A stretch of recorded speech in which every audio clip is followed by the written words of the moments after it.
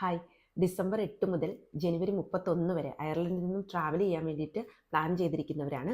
എന്നാൽ IRP card expire ആയി renew ചെയ്യാൻ കൊടുത്തിട്ട് കിട്ടിയില്ല എന്ന് ടെൻഷൻ അടിച്ചിരിക്കുന്നവർക്ക് ഇനി ടെൻഷൻ വേണ്ട.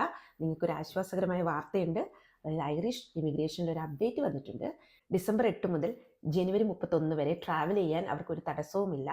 കാരണം ഇപ്പോൾ ക്രിസ്മസ് ആണല്ലോ, അപ്പോൾ ഒരുപാട് ബാക്ക്ലോഗ് ആപ്ലിക്കേഷൻസ് ഉള്ളതുകൊണ്ട് പ്രോസസ്സിങ് ടൈം കുറച്ചധികം എടുക്കുന്നത് കൊണ്ട് തന്നെ ഐറിഷ് ഗവൺമെൻറ് ഒരു ആശ്വാസകരമായ വാർത്ത നമുക്കായിട്ട് തന്നിരിക്കുകയാണ്. അപ്പം ട്രാവൽ ചെയ്യാം.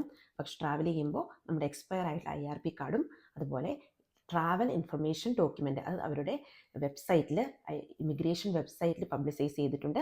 അതിൻ്റെ ഒരു കോപ്പിയും കൂടാതെ തന്നെ നമ്മൾ അപ്ലൈ ചെയ്തു IRP കാർഡ് റിന്യൂ ചെയ്യാൻ വേണ്ടി അപ്ലൈ ചെയ്തു എന്നതിൻ്റെ ഒരു പ്രൂഫും നമ്മുടെ കയ്യിലുണ്ടെങ്കിൽ നമുക്ക് ട്രാവൽ ചെയ്തിട്ട് തിരിച്ച് റിട്ടേൺ വരാൻ സാധിക്കും. അപ്പോൾ ഇത് അങ്ങനെ ഉള്ളവർക്ക് ഒരു ആശ്വാസകരമായിട്ട് വാർത്ത തന്നെയാണ്. അതുകൊണ്ട് അങ്ങനെയുള്ളൊരു ടെൻഷൻ അടിക്കേണ്ട കേട്ടോ. പോയിട്ട് ധൈര്യമായിട്ട് വരാം.